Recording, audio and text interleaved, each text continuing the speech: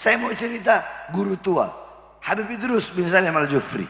Beliau punya murid namanya Haji Amin. Ini Haji Amin luar biasa, saudara-saudara. Ibarat kata, saya mau cerita, kalau kita baca Fatihah ke Habib Idrus, tapi kalau enggak Fatihah ke Haji Amin, enggak sah. Assalamualaikum jemaahku dimanapun Anda berada. Kita berjumpa kembali. Kita akan tonton bersama-sama penampilan seorang Habib, seorang Kabib Bahar Smith. Tidak jauh beda dengan rekan-rekannya, selalu mengagungkan kekeramatan. Di sini Bahar Smith menceritakan cerita dongeng kekurafatan yang mengada-ngada atau tidak masuk di akal. Ada seorang haji yang ngefan banget sama seorang Kabib, ceritanya begitu. Dipanggil dan dia tidak jalan lewat tangga, dan dia langsung terjun dari lantai berapa dan tidak apa-apa, saking cintanya, saking tidak mau terlambat untuk menemui si Kabib. Cerita atau dongeng, fakta atau fiktif, atau hanya mengada-ngada. Untuk lebih jelasnya, ini untuk hiburan, biar tidak stres-stres amat kita menjalani hidup, kita dengarkan cerita dari Kabib Bahar. Haji Amin sedikit belajarnya, banyak khidmatnya. Itu dulu Al-Khairat nama pesantrennya. Atas itu tempat santri, di bawah kantornya Habib Idrus. Jadi Habib Idrus kalau panggil Haji Amin ini, Amin! Ini Haji Amin loncat dari lantai 2 ke bawah. Loh, kenapa loncat? Ya, dia nggak mau lewat tangga. Kenapa? Dia tidak mau membuat Habib Idrus menunggu terlalu lama. Satu waktu Habib Idrus ajak dia untuk dakwah. Lewatlah laut. Di tengah laut, imamahnya Habib Idrus, tahu imamah? Yang pakai di kepala ini imamah. Bukan, itu namanya imamah. Kalau sorban itu ini, taruh di sini rida ini sorban. Kalau di kepala namanya imamah. Imamahnya Habib Idrus jatuh ke laut, kena angin. Haji Amin nggak pakai disuruh, dia loncat di tengah laut. Dia loncat. Ketika dia loncat, dia naik lagi ke atas perahu. Ketika dia naik ke atas perahu, semua orang yang ada di perahu melongok ngelihat Haji Amin. Kenapa? Tidak ada setitik pun basah. Ternyata Haji Amin jalan di atas laut, saudara-saudara. Kenapa Haji Amin dapat keramat? Karena bakti dan taatnya kepada gurunya. Kiai Khalil Bangkalan, kembali lagi Kiai Khalil. Satu waktu ada satu orang santri. Kiai Khalil bilang, kamu saya kasih tugas berdiri di bawah pohon mangga ini. Kalau ada daun yang jatuh, kamu ambil, kamu buang. Tapi pakai bahasa Madura, saya nggak tahu bahasa Maduranya apa. Pokoknya begitulah. Lamun bede daun jatuh, kakek kala, kakek buang. Itu perintahnya Kiai Khalil. Habis begitu Kiai Khalil pergi. Selama 5 hari mungkin. Pergi. Ketika Kiai Khalil balik lagi, teras rumah, duduk di teras rumahnya, hujan deras, petir. Kiai Khalil lihat ada satu orang anak santri yang sedang berdiri di bawah pohon mangga. Dipanggil, Cong Nina Cong. Datang ini anak. Ngapain kamu hujan-hujanan begini, angin badai kok berdiri di bawah pohon mangga? Kiai, seporana. 5 hari yang lalu, Kiai kan nyuruh saya untuk ngambil daun mangga yang jatuh. Terus, ya selama 5 hari itu saya nggak makan, nggak minum, nggak tidur, nungguin kalau daun mangga yang jatuh. Karena apa? Karena Kiai belum nyuruh saya berhenti. Ente mau cari di mana murid kayak begitu sekarang? Hah? Akhirnya apa kata Kiai Khalil? Udah, kamu nggak usah belajar. Saya jamin kamu punya ilmu. Nggak usah kamu belajar. Saya jamin kamu jadi ulama besar. Ini Syekh Abu Bakar bin Salim. Ada satu orang mau belajar sama beliau. Kata beliau apa? Ntar dulu. Mau taklim sama saya, mau belajar sama saya tes dulu ketaatan kamu sama saya. Kamu cari gunung yang paling tinggi, terus kamu loncat ke bawah.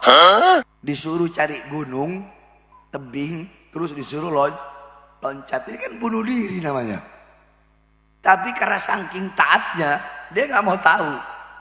Dia pergi, naik, cari gunung, dia loncat ke bawah. Subhanallah, tidak ada setitik pun luka. Datang ke Syekh Abu Bakar bin Salim. Udah ya Syekh Abu Bakar bin Salim. Kata Syekh Abu Bakar bin Salim, tadi kamu melek, tahu melek? Melek atau merem? Tadi saya takut, makanya saya merem. Oh, nggak sah, ulang lagi. Harus melek kamu. Naik ke atas, turun, loncat, melek. Ketika dia loncat melek, dia lihat ada sayap-sayap malaikat yang menampung dia sehingga dia tidak jatuh di atas tanah.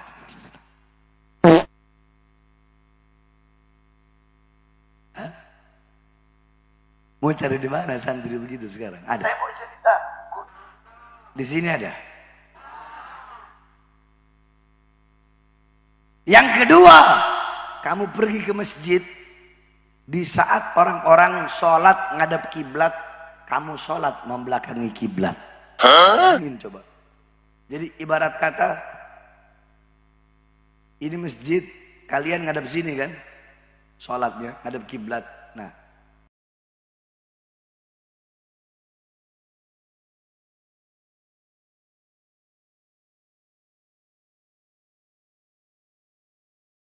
ini orang disuruh ngadep sana, ngebelakangin kiblat. Ini santri tadi. Jadi setiap ada orang yang lewat bilang, junun, gila.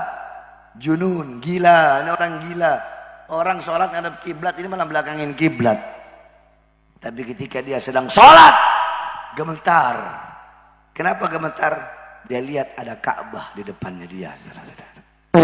Itu orang yang sholat ngadep kiblat nggak bakal bisa lihat Ka'bah. Dia sholat belakangi kiblat, tapi dia lihat ada Ka'bah di depannya dia.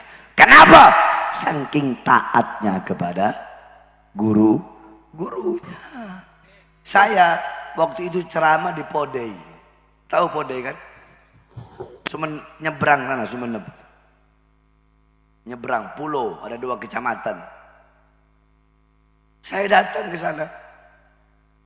Saya kaget, itu awal kali saya ceramah di Madura itu di Podei. 2000 berapa? 2004 kalau nggak salah, 2003 gitu. Itu saya lagi jalan, saya lihat ini orang kenapa kok motor-motornya didorong, mogok apa kenapa ini?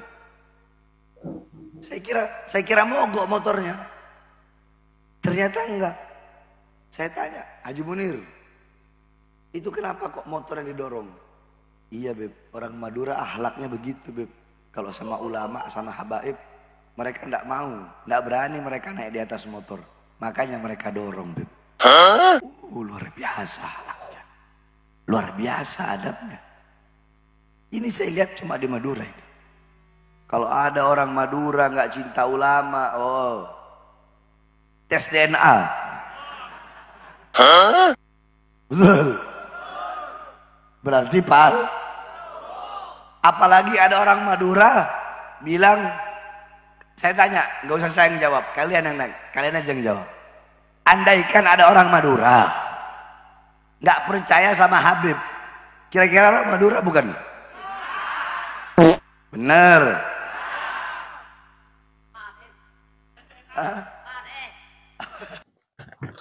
Oke, saudaraku semuanya, jamaah Qoib dimanapun Anda berada, kita sudah simak bersama-sama dongeng atau cerita. Ini kehebatan seorang kelompok-kelompok takbib yang mengaku cucu Kanjeng Nabi, yang telah beredar di media sosial atau di media masyarakat yang nyata. Mereka selalu mengagungkan kekeramatan, mengagungkan cerita-cerita nenek moyang, untuk mencari simpatik, untuk mencari kepercayaan bahwa kelompok-kelompok mereka, kelompok-kelompok yang mengatasnamakan cucu Kanjeng Nabi adalah Sakbri Mandaguna. Seperti itu. Beberapa yang sudah kita lihat selalu kehebatan, kemuliaan, dan mendoktrin Muhyiddin dengan cara-cara seperti ini. Itu tidak jauh beda, hampir sama di setiap pidato kelompok-kelompok Khabib ini ceritanya hampir-hampir mirip-mirip lah. Hanya mereka berbagi tugas sepertinya. Kita bahas ini dan bahas itu. Saudaraku dimanapun Anda berada, inilah penampilan seorang Khabib. Tidak lain tidak bukan yang lagi rame, Bahar Smith menceritakan tentang apa yang tidak dia lihat. Dia menceritakan dari cerita dan katanya.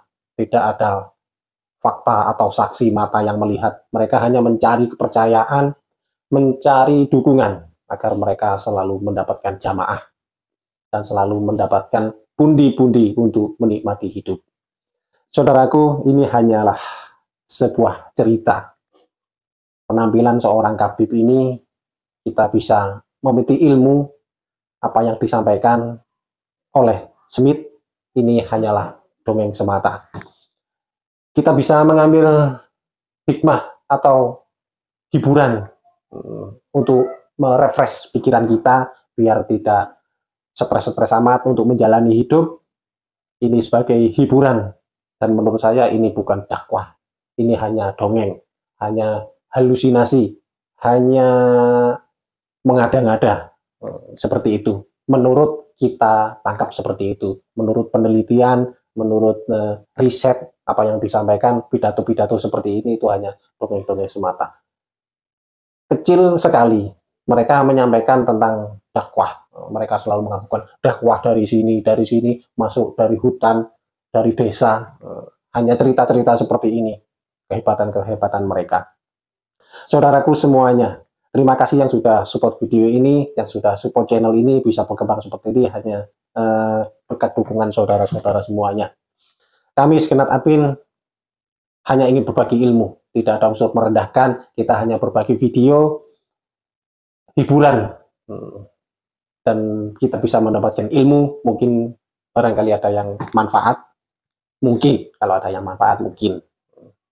Saudaraku semuanya, bila mana ada salah kata, kami segenap admin mohon maaf yang sebesar-besarnya. Semoga video ini bermanfaat, bisa menghibur saudara-saudara jamaah goib dimanapun Anda berada. Tidak ada unsur adu domba, tidak ada unsur untuk merendahkan. Hanya semata-mata sebagai hiburan dan motivasi edukasi untuk kita semuanya. Agar kita semuanya tidak terlalu sepaneng, kita bisa berpikir positif, pakai akal waras, biar cerdas, biar tidak ikut-ikutan konslet. Terima kasih. Ojo lali moco selawat, sampai bertemu di video berikutnya. Assalamualaikum warahmatullahi wabarakatuh.